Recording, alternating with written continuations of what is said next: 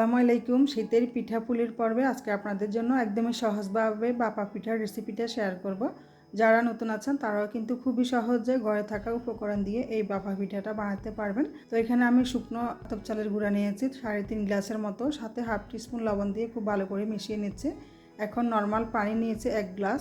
আমি যে গ্লাসে পানি নিয়েছি ওই গ্লাসে 3.5 গ্লাসের মতো শুকনো আতপ চালের গুঁড়োটা নিয়েছি।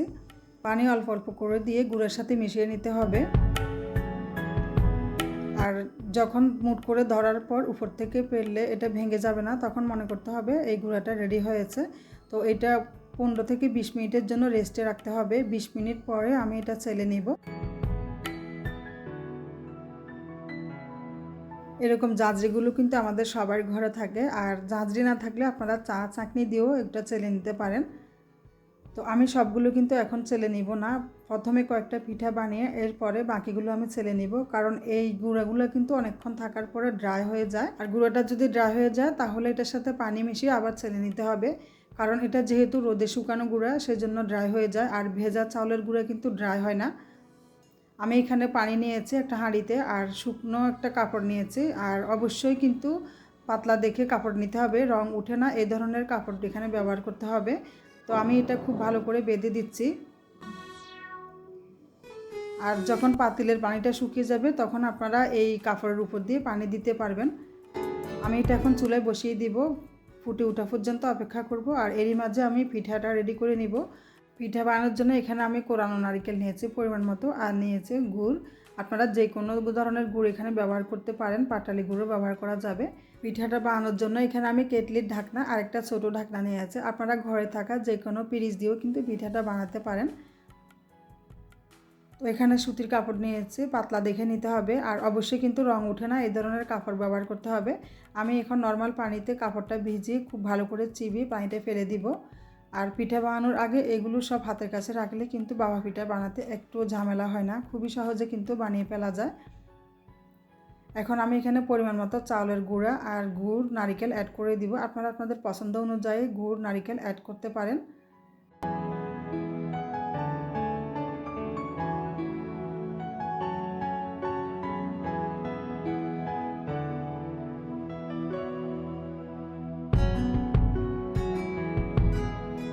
আর এই সুতির কাপড়টা যতবারই পিঠা বানাবেন ততবারই এটা ধুয়ে নিতে হবে। পিঠা বানানোর পরে খুব ভালো করে ধুয়ে নেবেন, তা না হলে পরের পিঠাটা কিন্তু কাপড়ের মধ্যে আটকে থাকবে।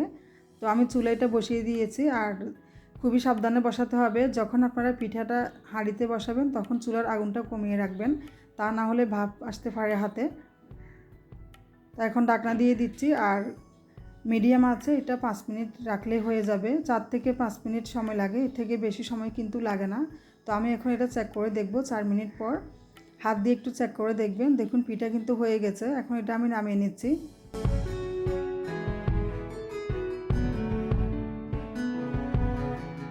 আর দেখুন পিঠা কতটা সুন্দর হয়েছে। চা চাকনি দিয়ে পিঠা বানালে কিন্তু পিঠা ভিজে যায়, আমার অভিজ্ঞতা থেকে বলছি।